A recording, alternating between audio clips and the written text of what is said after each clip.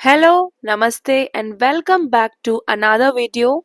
And जैसे कि आप टाइटल में देख ही चुके हो, ये होने वाला है 5 day itinerary video of Andaman island.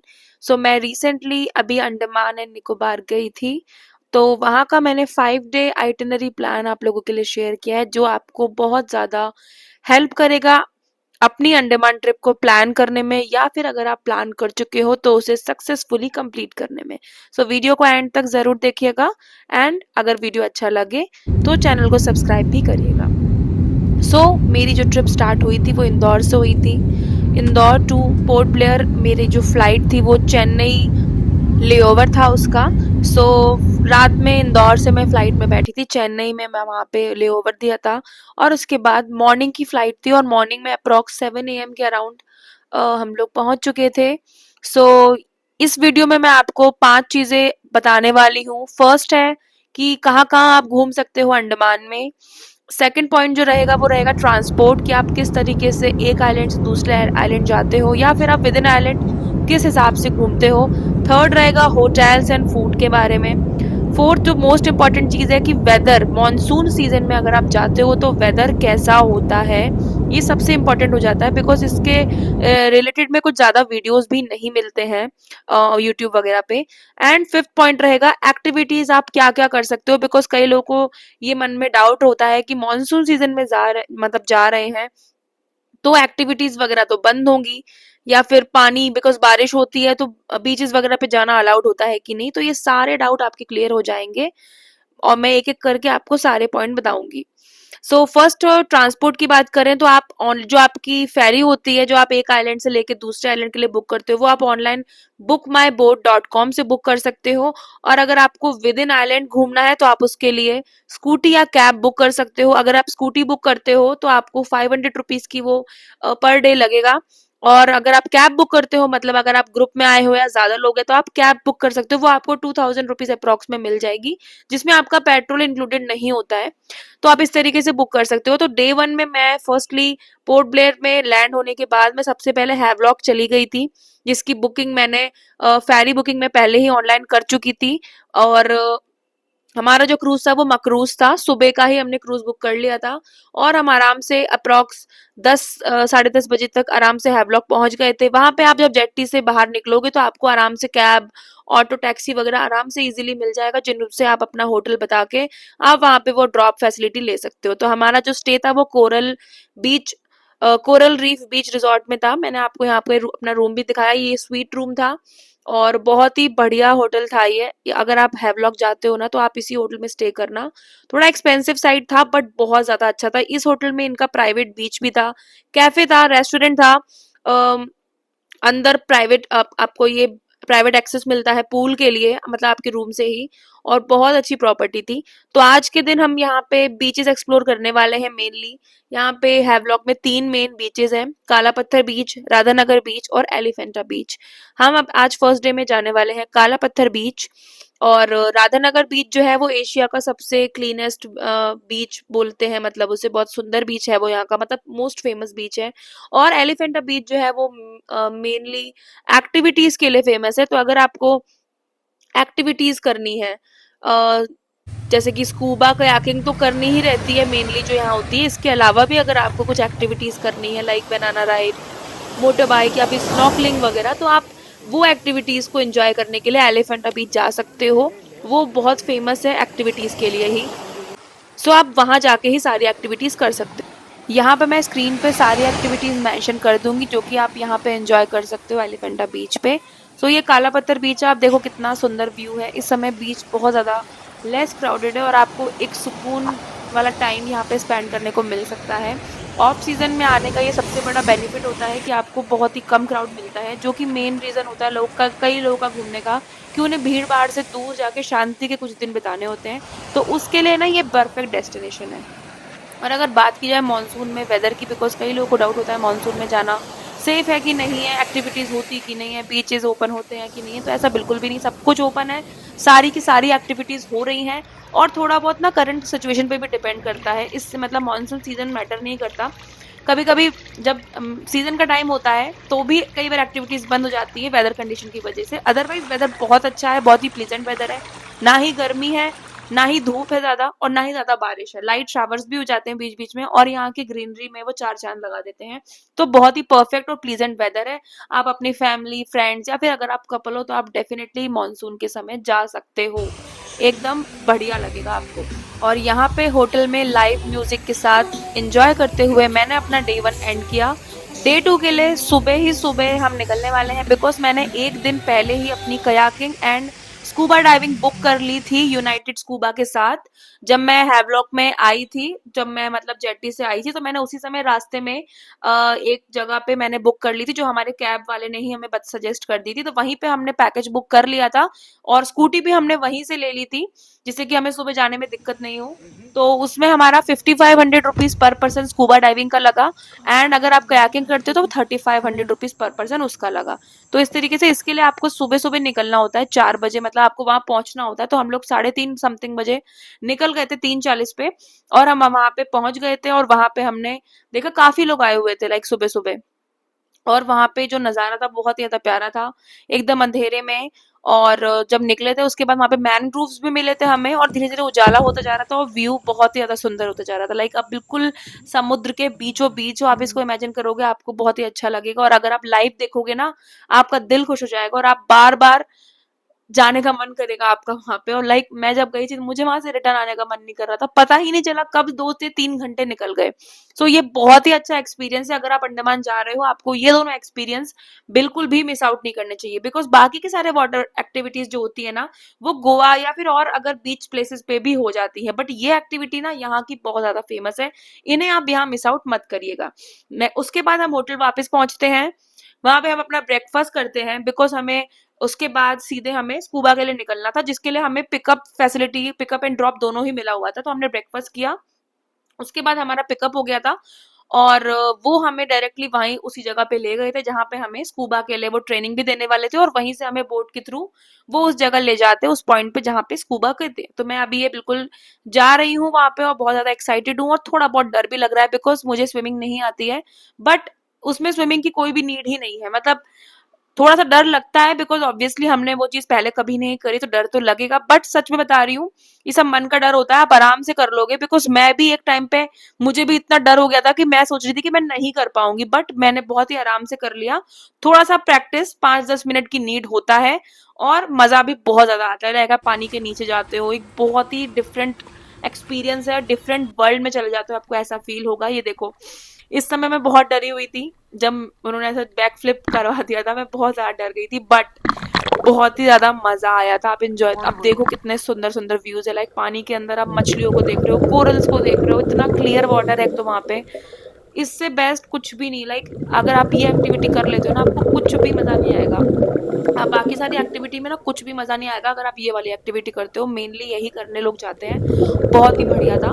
और आपको 30-40 मतलब ये आधे घंटे का समथिंग रहता है, बहुत ही मजा आता है, और काफी अच्छी सी ट्रेनिंग भी देते हैं वो लोग। तो इसमें डरने वाली कोई भी बात नहीं होती है। कई लोग डरते हैं ये सोच के कि भाई कर पाएंगे कि नहीं। हाँ, इसमें कुछ मेडिकल प्रॉब्लम्स जिन लोगों को होती हैं बहुत ज्यादा, उनके लिए प्रेफरेबल नहीं रहता है, और या फिर अगर आप अंडर एज हो, मतलब छोटे जो लोग होते हैं उनके लिए भी नहीं रहता है। बट ये बहुत अच्छा एक्सपीरियंस है, अगर आप कर सकते हो तो आप जरूर जरूर जरूर करना, इसको मिस आउट बिल्कुल भी मत।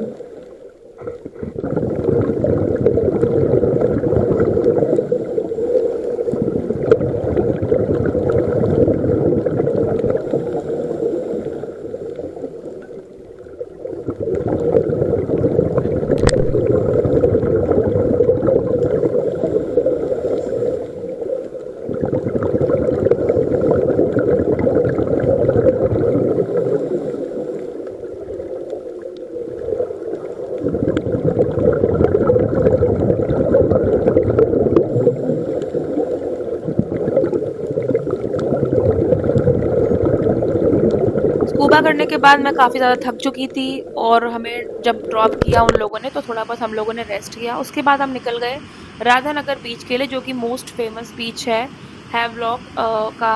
और ये बहुत ही ज़्यादा सुंदर बीच था, यहाँ पे आप अच्छा सा आप सनसेट एंजॉय कर सकते हो। इस समय थोड़ा सा बारिश वाला मौसम था ना, तो सनसेट नहीं हुआ था, बट स्टिल बहुत अच्छा व्यू था। और यहाँ पे थोड़ा बहुत क्राउड भी था इस समय, आप देख सकते हो काफ़ी लोग थे यहाँ पे। और यहाँ की जो यहाँ पे आपको नहाने में भी बहुत मज़ा आएगा, मतलब आप चाहो तो यहाँ पे नहा भी सकते हो। बहुत सही है, अच्छी अच्छी वेव्स आ रही थी, बहुत ही सुंदर नज़ारा था।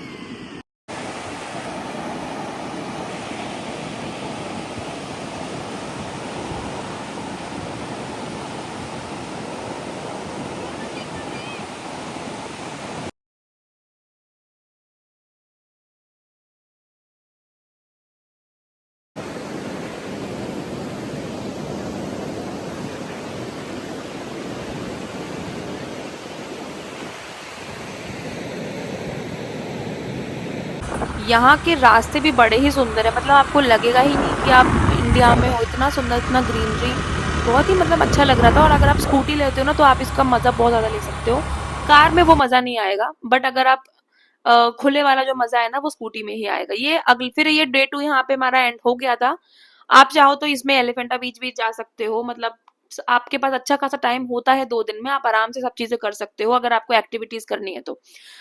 थर्ड डे में इस दिन हमें निकलना था, हमारा 11 बजे का जो क्रूज था वो ऑलरेडी बुक्ड था। तो सुबह के टाइम पे हम लोग जो होटल का प्राइवेट बीच था हम उसको देखने गए थे, जो कि बहुत ही सुंदर था। और होटल जो था ये इसकी प्रॉपर्टी बहुत अच्छी थी, यहाँ पे बहुत अच्छा अरेंजमेंट था। तो मैं अगर ये वाला होटल ना सबको ही रिकमेंड करूंगी कि आप यही वाला आना, यहाँ पे ज़रूर स्टे करना, बहुत अच्छी फैसिलिटी थी इस होटल में। इसके बाद हम लोग कैब करके, मतलब हम उसी कैब से जिसमें हमने लास्ट डे आए थे, हमने उसी से बात कर ली थी। वहीं से हम निकल गए थे, हमारा क्रूज था इस समय ना थोड़ा सा गर्मी हो गया था, थोड़ा धूप निकल आया था बिकॉज उस दिन, तो हमारा क्रूज जो इस समय भी हमने मकरूज ही किया था। और अब हम जाने वाले हैं नील आइलैंड, जिसको शहीद द्वीप भी बोलते हैं। सो हमारा बुक हो चुका था। आप देखो यहाँ पे आपको देख के लगेगा नहीं इतनी भीड़ देख के कि आप ऑफ सीजन में आए हो। सो बहुत ही सही था। इस समय बस थोड़ा सा ना बोट्स की जो ये क्रूज चलते हैं ना इनके नंबर कम कर दिए थे बिकॉज ऑब्वियसली क्राउड कम था। बट बहुत सही है, इस समय वेदर तो बहुत ही प्लीजेंट था, मतलब वेदर के लिए ना मैं बहुत ही खुश थी, मैं खुद भी डरी हुई थी जाने से पहले, बट वेदर बहुत ही अमेजिंग था। और आप ये विंडो सीट का व्यू देखो। हाँ, लेकिन आप अगर क्रूज के अंदर बैठते हो, जब क्रूज चलता है ना थोड़ा सा अनइजीनेस फील होती है, बिकॉज उसके जो मोशंस होते हैं ना वो वेव्स के ऊपर नीचे जब जाता है ना थोड़ा सा लगता है। तो आपको अगर दिक्कत हो ना तो आप आराम से सो जाना 2 घंटे, और जब आप पहुंचोगे ना आप नॉर्मल हो जाओगे बिल्कुल वहां से उतरते ही। तो इस तरीके से मैंने कोल्ड कॉफी भी पी और मैं एंजॉय करते हुए निकल गई नील आइलैंड की तरफ। सो नील आइलैंड की आइटिनरी हमारी सिंपल सी है बिकॉज हमारा यहाँ पे सिर्फ एक ही दिन का स्टे है। और नील आइलैंड में जो सबसे ज्यादा फेमस जगह है वो है नेचुरल ब्रिज। और यहाँ पे ज्यादा बीचेस भी नहीं है, ये बहुत छोटा सा आइलैंड ही है, हैवलॉक से भी छोटा है ये। तो आप यहाँ पे एक ही दिन स्टे करके सारी जगह आराम से घूम सकते हो। तो यहाँ पे हम पहुंच चुके हैं नील आइलैंड। यहाँ पे भी आप जेट्टी से जब बाहर निकलोगे तो आपको ऑटो, कैब, सारे ऑप्शंस अवेलेबल हो जाएंगे। स्कूटी वगैरह भी आप ऐसे ही या तो आप अपने होटल के थ्रू भी कर सकते हो, या फिर आपको अलग से भी आप बाहर निकल के जो है वो काफी ऑप्शंस मिल जाते हैं। मतलब आप जैसे कैब से जा रहे हो तो आप उन लोगों से बात करके, लोकल लोगों से बात करके आप आराम से बुक कर सकते हो। यहाँ पे भी वही सेम प्राइस है, 500 रुपीज स्कूटी का एंड कैब का भी 2000 रुपीज के आसपास। और एक दिन में आप सारी प्लेसेस कवर कर सकते हो। सो हमने जो होटल बुक किया था वो था सिल्वर सैंड बीच रिजॉर्ट। वो हमारा होटल था जो कि जेट्टी से काफी पास में ही था, तो हमने वहीं से ऑटो ले लिया था और हम वहां से पहुंच गए थे। अब ये रूम देखो, यहाँ का रूम भी बहुत सुंदर था। और इस होटल में भी हमें प्राइवेट बीच की फैसिलिटी मिली हुई थी। यहाँ पे हमने ये कॉटेज वाला रूम बुक किया था। और बहुत ही अमेजिंग व्यू था यहाँ पे भी बीच का, बहुत अच्छा था। और इस समय ना थोड़ा सा बारिश वाला मौसम भी हो गया था तो और ज्यादा अच्छा फील हो रहा था। तो हम वहां से होटल पहुंच के रेडी वेडी होके निकल गए थे हम अपना बीचेस घूमने। तो सबसे पहले मैं गई थी भरतपुर बीच, जो कि हमारे होटल से भी काफी पास में था। तो वहां पे ना हमने ये ग्लास बॉटम वाला बोट राइड किया था, जिसमें आप नीचे ना कोरल्स वगैरह देख सकते हो। तो ये भी काफी डिफरेंट एक्सपीरियंस था, मुझे काफी मजा आया, काफी अच्छे अच्छे फिशेज और कोरल्स देखने को मिले। और फिर उसके बाद भरतपुर बीच हमने घूमा, काफी सुंदर बीच था। और इस समय ना थोड़ी सी बारिश भी हो गई थी तो बहुत अच्छा फील हो रहा था। इसके बाद हम जाने वाले थे लक्ष्मणपुर टू बीच, जहाँ पे हमारा नेचुरल ब्रिज है। बट हमें लोकल्स लोगों से पता चला था कि अभी हाई टाइड थे, तो इसलिए वहां जाने का कोई मतलब नहीं था बिकॉज वहां पे लो टाइड में ही जाया जाता है। तो इसलिए हम उस दिन लक्ष्मणपुर बीच 1 चले गए थे शाम के टाइम पे।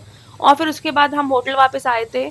और वो सब घूम के हम होटल में रिटर्न आ गए थे और हमने होटल की प्रॉपर्टीज को ही एक्सप्लोर किया था, वहाँ का जो प्राइवेट बीच था वही एक्सप्लोर किया था। और हमने ये सोचा था कि हमारा नेक्स्ट डे चेकआउट था, तो हम सुबह सुबह जाएंगे लक्ष्मणपुर टू बीच, जहाँ पे नेचुरल ब्रिज है। तो वहाँ पे लो टाइड इस वजह से जाना प्रेफर करते हैं, बिकॉज वहाँ पे ना थोड़ा सा आपको चल के जाना पड़ता है नेचुरल ब्रिज की तरफ। तो अगर हाई टाइड रहता है ना, तो पानी की वजह से आप वहां तक जाने में दिक्कत होती है, क्योंकि पानी ऊपर तक आ जाता है। इसलिए लो टाइड में इस तरीके से देखो, आपको ये दिख रहा है ना, ये पूरे पत्थर है, तो इस तरीके से आपको चल के जाना होता है वहां तक, थोड़ा सा मुश्किल रहता है, पर ज्यादा कुछ नहीं है, व्यू बहुत ही सुंदर रहता है। और हम सुबह सुबह गए थे ना, तो भीड़ भी बहुत कम थी। अब ये देखो कितना सुंदर व्यू आ रहा है। ये है नेचुरल ब्रिज, जो कि बहुत ही फेमस है। नील आइलैंड में ये सबसे फेमस जगह है। तो आप जब भी जाना, आप इसको लो टाइड में ही देखना, तो आप आराम से सुबह के टाइम पे इसको कवर कर सकते हो। यहाँ से निकलने के बाद हमने अपना ब्रेकफास्ट एंजॉय किया था, और फिर उसके बाद हमारी बोट थी पोर्ट ब्लेयर के लिए। तो अब हम डे थर्ड में नील आइलैंड पूरा, अब डे फोर में हम पोर्ट ब्लेयर जाने वाले हैं, और अब 2 दिन हमारा पोर्ट ब्लेयर में है स्टे। और अब हम 2 दिन में वहां की जगह एक्सप्लोर करने वाले हैं। और अगर आप अंडमान 5 डेज के लिए आ रहे हो, तो आप मेरी वाली आइटिनरी फॉलो कर सकते हो। बट अगर आपकी ट्रिप 6 डेज या 7 डेज की है, तो आप पोर्ट ब्लेयर के आसपास और भी बहुत सारी प्लेसेस है जिनको आप कवर कर सकते हो। जैसे कि वहां पे एक आपको इंडिया में हमारा जो इकलौता एक एक्टिव वॉल्केनो है, बैरन आइलैंड पे है, जो वो अंडमान में ही है। तो उसके लिए भी आपको पोर्ट ब्लेयर से ही बोट लेके जाना रहेगा। तो आप वो, अगर आपके पास 1-2 दिन एक्स्ट्रा है, तो आप एक तो बैरन आइलैंड कर सकते हो एक्टिव वॉल्केनो को देखने, और एक 12 टांग जगह है जहाँ पे लाइमस्टोन केव्स है, वहां पे भी जा सकते हो। इन दोनों ही प्लेसेस में आपको पूरा पूरा दिन लग जाएगा। तो अगर आपके पास 1-2 जगह एक्स्ट्रा है, तो आप वहां पे जाके एंजॉय कर सकते हो। मैं 5 डेज के लिए आई थी, तो मैंने मेन मेन सारी जगह कवर कर ली है। अब हम जा रहे हैं पोर्ट ब्लेयर। सो पोर्ट ब्लेयर में मैंने आपको ये दो जो जगह बताई हैं, इनके साथ साथ और जो मेन जगह है वहां पे, वो है एक तो सेल्यूलर जेल है, जो कि हम आज डे 1 में ही कवर करने वाले हैं। और उसके बाद डे 2 में हम जाएंगे Ross Island and North Bay Island. So ये मैंने अपना होटल में चेक इन कर लिया है। ये वाला जो होटल है ना, ये बहुत ही ज्यादा अमेजिंग था। ये है 6 सी शोर होटल, जो जेट्टी से बहुत ही ज्यादा पास में था। आप जेट्टी से बाहर निकलोगे, आपको वहीं से कैब टैक्सी मिल जाएगी। इसमें प्राइवेट जकूजी भी था, प्राइवेट मिनी बार भी था, और इसका व्यू अभी मैं आपको दिखाऊंगी, इतना अमेजिंग व्यू था। ये 2 दिन के लिए हमने प्रॉपर्टी बुक करी थी, और बहुत अच्छी प्रॉपर्टी थी। अब मैं आपको रिकमेंड करूंगी इसको, पोर्ट ब्लेयर में आप इसको बुक करना। जस्ट आप इसका व्यू देखो, जस्ट सामने ही आपको सी का व्यू दिखता है, इतना अमेजिंग। और बहुत ही सुंदर प्रॉपर्टी थी। तो आप, और ये उस समय ना ये बिल्कुल फुल भी थी, लाइक पूरी पैक्ड हो चुकी थी इसमें। तो इसलिए ना आप जनरली मतलब प्री बुक करके ही जाइएगा आप जब भी जाए अंडमान होटल्स वगैरह को, जिससे आपको अपने रूम्स वगैरह को में दिक्कत नहीं आए। बिकॉज हैवलॉक वगैरह में मे भी इतना इशू नहीं था, बट यहाँ पे ये जो होटल था वो फुल था। मतलब मैं, हम लोग जब चेक इन कर रहे थे, तो वहां पे कुछ लोग आए थे जिन्होंने मतलब बुकिंग करनी थी जिन्हें, तो उन्हें मना कर दिया गया कि मतलब रूम्स अवेलेबल नहीं है।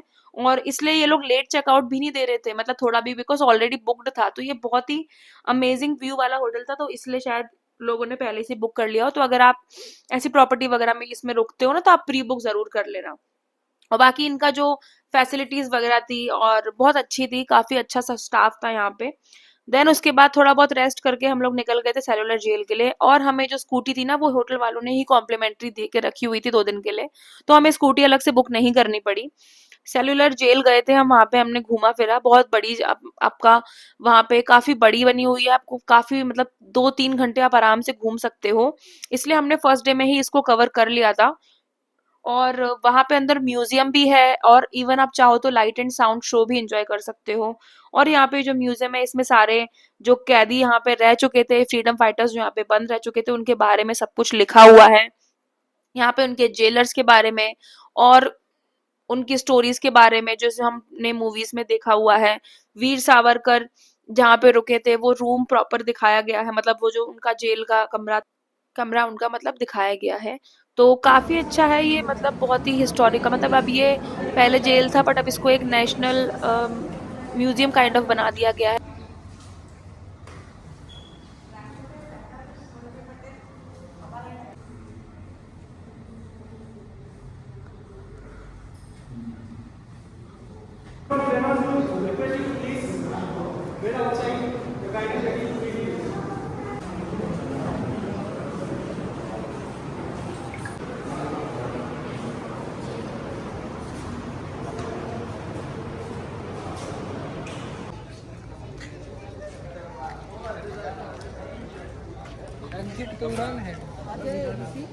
यहाँ पे बाहर ये सब एरिया भी बना हुआ था यहाँ पे, और यहाँ पे फांसी घर भी देखा था हम लोगों ने। और यहाँ पे काफी ज्यादा क्राउड भी था इस टाइम पे, काफी भीड़ हो गया था क्योंकि लाइट एंड साउंड शो भी होता है जिसके 3 टाइम मतलब 3 शोज होते हैं, उसकी बुकिंग ऑनलाइन होती है। और उस 5:30 बजे से स्टार्ट होता है, 5:30 से मतलब 1 घंटे का शो होता है, 3 शो जो है वो रहते हैं। तो अगर आप लाइट एंड साउंड शो देखना चाहते हैं तो आप उसकी भी ऑनलाइन बुकिंग कर सकते हैं। इस तरीके से आप इसका पूरा इंटीरियर देखिए कैसे बना हुआ है ये, और उसके ऊपर से जो ऊपर बना हुआ है ना, वहां से आपको समुद्र भी दिखता है, पूरा उसका व्यू। अभी ये ना पूरा मुझे लगता हाफ जो जेल है ना उसका पार्ट थोड़ा सा मतलब टूट गया है, आई थिंक सो। तो ये हाफ ही है, जो पीछे वाला साइड का है ना, यहाँ पे और नए नए कंस्ट्रक्शंस हो चुके हैं। तो वहां पे ना और चीजें खुल चुकी हैं, अदरवाइज पहले के टाइम पे ना वो पूरा एक गोलाकार में था। मैं आपको अभी इसका पहले वाला स्ट्रक्चर दिखाऊंगी, एक छोटा, देखो ये इस तरीके का मिनी स्ट्रक्चर है, ऐसे में बना हुआ था ये। और यहाँ पे ये देखो पूरा ये दिखाया गया था किस तरीके से सजा मिलती थी, और ये फांसी घर भी दिखाया गया है। तो ये बहुत ही अच्छी जगह है और इसको जरूर देखना चाहिए। यहाँ से वापस आने के बाद, क्योंकि हमारे होटल में अभी प्राइवेट जकूजी था, तो जकूजी इंजॉय किया एकदम रिलैक्स करके। और उसके बाद हमने अपना डिनर किया, और बीच का व्यू देखो यहाँ सामने ही दिख रहा था। पोर्ट ब्लेयर में घूमने के लिए मेनली सेलुलर जेल है, एक यहाँ पे कॉबलिन्स कोव बीच है, वो भी बहुत फेमस बीच है। और इसके अलावा रॉस आइलैंड नॉर्थ पे, जो कि हम लोग नेक्स्ट डे मतलब हमारे यहाँ पे डे 5 में कंप्लीट करने वाले हैं। और अगर आपके पास डे 6 एंड डे 7 भी है तो आप बाराटांग केव्स और बैरन आइलैंड को भी कंप्लीट कर सकते हैं, जिससे आप 7 डेज में आप प्रॉपर आपका पूरा अंडमान कवर हो जाएगा, आपके पास जितने दिन है उसके हिसाब से। नेक्स्ट मॉर्निंग ब्रेकफास्ट करने के बाद हम लोग स्कूटी से निकल गए थे। आपको राजीव गांधी स्पोर्ट्स कॉम्प्लेक्स जाना रहेगा, जहां से आपको बोट मिलेगी रॉस आइलैंड और नॉर्थ बे वगैरह के लिए। और अगर आपको और कहीं के लिए भी जाना है तो वहां से आपको बोट मिल जाएगी। हम लोग को ना थोड़ा गलत इन्फॉर्मेशन मिल गई जब हम थोड़ा सा भटक गए थे, इसलिए मैंने यहाँ पे आपको पहले ही बता दिया, Rajiv Gandhi sports club sports complex जाएंगे आप, वहां से आपको डायरेक्टली वहां पे लोग बाहर ही आपको मिल जाएंगे और टिकट वगैरह कर देंगे। और इस तरीके से आप आराम से यहाँ पे जा सकते हो। और ये दोनों ही एक साथ हो जाते हैं, मतलब आप अलग अलग भी कर सकते हो, इन दोनों को भी एक साथ में कर सकते हो। ये बहुत अच्छा है। और ये जो नॉर्थ में है ना, जो 20 रुपए के नोट में वो जो बना हुआ है ना, वो जो स्ट्रक्चर बना हुआ है लाइट हाउस वगैरह वाला, वो यही वाला है, इसी का फोटो बना हुआ है, तो इसलिए ये भी काफी फेमस है। तो बोट से ही आपको ले जाते हैं और काफी सही रहता है। 9 या 10 लोग बोट में रहते हैं और बहुत अच्छा है, जगह है, मतलब इसको जरूर जाना चाहिए। रॉस आइलैंड में ना डियर्स वगैरह भी होते हैं, मतलब वहाँ पे वो बहुत ही फ्रेंडली रहते हैं, आप उनको आराम से ऐसे खुले में घूमते रहते हैं। और उसके अलावा वहाँ पे जो पुराने जापानीज लोगों ने जब कब्जा कर लिया था ना, उस समय के वहाँ पे चर्चेस जो कि पूरी तरीके से खराब हो चुके हैं, मतलब जले हुए हैं, टूटे फूटे हैं, तो इस तरीके से मेमोरीज वगैरह आपको पुराने दिख जाएंगे। वहाँ पे चर्च बना हुआ है और लाइट हाउस भी है वहाँ पे। और इससे देखो आप यहाँ पे कितने सारे डियर्स, लाइक बहुत सारे थे, और ये इतने फ्रेंडली हो रखे हुए थे सबसे आराम से, इनको कुछ खिलाना अलाउड नहीं था। और एक और चीज, यहाँ पे ना आप किसी भी जगह जाते हो अंडमान में, लाइक बीचेस पे जा रहे हो या यहाँ कहीं पे भी, यहाँ पे ना कुछ खाने पीने के ज्यादा ऑप्शंस नहीं है। अगर आप खाने पीने की बात करते हो, कुछ भी नहीं मिलता, मतलब कुछ भी नहीं मिलता। अगर आप फूड के लिए बैठे रहो ना तो लाइक कुछ भी नहीं है यहाँ। रॉस आइलैंड पे तो एक सिंगल चीज नहीं मिल रही थी, वो तो हम लोग ब्रेकफास्ट करके आए थे तो हमें इतनी दिक्कत नहीं हुआ। बट नॉर्थ बे में हम लोग जब इसके बाद गए थे ना, वहाँ आपको कुछ छोटे मोटे शॉप्स वगैरह मिल जाएंगे जहाँ पे आप थोड़ा बहुत एंजॉय कर सकते हो। और वहां पे भी मैंने देखा लोग पिकनिक के हिसाब से गए हुए थे, लाइक खाना वगैरह लोग लेके गए हुए थे। और ये मैंने हैवलॉक में भी देखा, हैवलॉक में भी बीचेस में केवल और केवल आपको कोकोनट वाटर मिलेगा, इसके अलावा कुछ भी नहीं था। एंड सेम नील आइलैंड पे भी, वहां पे भी सिर्फ कोकोनट वाटर रहता है। और अगर आप वेजिटेरियन हो ना तो आप होटल में ही बुफे वगैरह लेके उसी में से कर लें, बिकॉज ज्यादा कुछ फूड के ऑप्शंस नहीं है यहाँ पे। नॉन वेजिटेरियन लोगों के लिए शायद थोड़ा बहुत कुछ लोकल स्ट्रीट फूड अवेलेबल हो, बट अगर आप वेजिटेरियन हो तो कुछ भी ऑप्शंस नहीं है।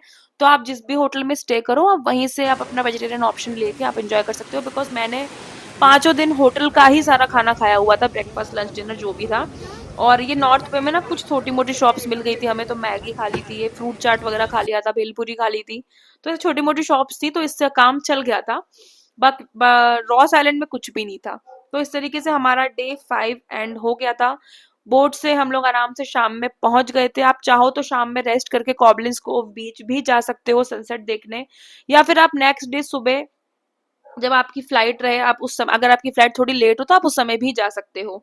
तो रात में डिनर किया, टीवी में मूवीज देखी और उसके बाद अगले दिन सुबह पैकिंग वैकिंग करके, क्योंकि हमारा चेकआउट था और होटल जैसे मैंने आपको बताया था होटल ऑलरेडी बुक था, तो इन्होंने बिल्कुल भी बोल दिया था कि लाइक लेट चेकआउट नहीं होगा, टाइम से ही चेकआउट करना था। तो हम लोगों ने सुबह ब्रेकफास्ट किया, पैकिंग वगैरह करी और हम लोग रेडी हो गए थे चेकआउट करने के लिए। और हम लोगों ने होटल से ही हमारी कैब बुक कर ली थी एयरपोर्ट के लिए, कुछ अप्रॉक्स 400 रुपीज लगे थे हमारे। तो इस तरीके से आप ये देखो व्यू होटल का बाय बाय करने से पहले, ये बस मैं जाने ही वाली थी, ये लास्ट व्यू है। सो आपने डायरेक्ट मतलब हम लोगों ने कैब कर ली थी, आप लोग भी डायरेक्टली होटल से कैब बुक कर सकते हैं। और ये हम पहुंच चुके, हमारी दोपहर की 1 बजे समथिंग की फ्लाइट थी। ये भी कनेक्टिंग फ्लाइट थी जो कि पहले हमें चेन्नई ले जाएगी, चेन्नई में हमारा ले ओवर है, चेन्नई से उसके बाद फिर इंदौर। तो ये वाला ट्रिप का एक्सपीरियंस मेरा बहुत ही अमेजिंग था। मॉनसून की सोच के मैं भी आई थी कि भाई मॉनसून में सब कुछ मिलेगा कि नहीं, बट बहुत अच्छा एक्सपीरियंस था, best one of the best trip थी ये मेरी। और मैं डेफिनेटली यहाँ पे लोगों को रिकमेंड करूंगी कि आप मॉनसून में बिल्कुल जा सकते हो, कोई दिक्कत नहीं है। और अगर आपको मेरा वीडियो अच्छा लगा हो, इन्फॉर्मेटिव लगा हो, तो वीडियो को लाइक करना, कुछ भी पूछना हो या कुछ भी जानना हो तो कमेंट करना और मेरे चैनल को सब्सक्राइब भी करना। Thank you so much for watching. Bye bye.